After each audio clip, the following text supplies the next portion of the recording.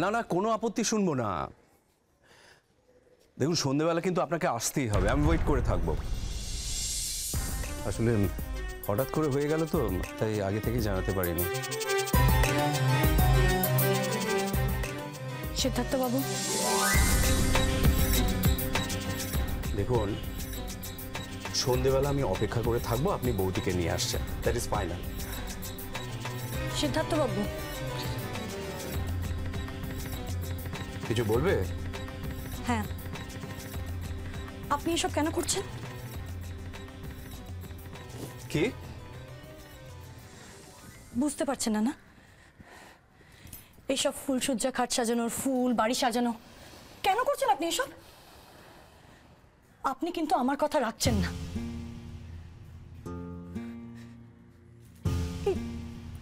এই বিয়ের পেছনে আসল সত্যিটা কি আমি কাউকে জানাতে পারছি না, শুধু আপনার কথায় রাজি হয়েছি বলে।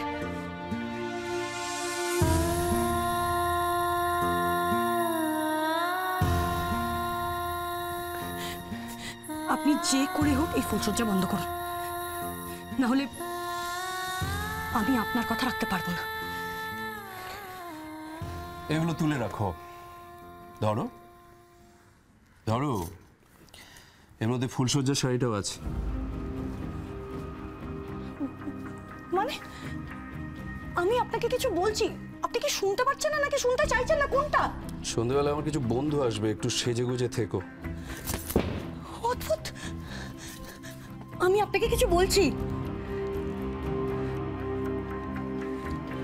ঠিক আছে, আমি আমার শর্ত অনুযায়ী চলবো। আমি আপনার স্ত্রীর ভূমিকা কোনোদিনও পালন করতে পারবো না। তো তোমার আমার শর্ত, বাইরের লোক সেটা জানবে না। এটা একান্তভাবে আমাদের দুজনের সমঝোতা। ঘরের মধ্যে আমাদের সম্পর্কটা কি সেটা বাইরের লোককে জানতে দেব না। বাইরের লোক জানবে যে আমরা দুজনে খুব ভালো জুটি, আর আমাদের সম্পর্কটা কি সেটা যেন নোনতা মিষ্টিও না বুঝতে পারে। তাই বিয়ের আর সব রিচুয়ালের মতো ফুলসজ্জাটাও হবে।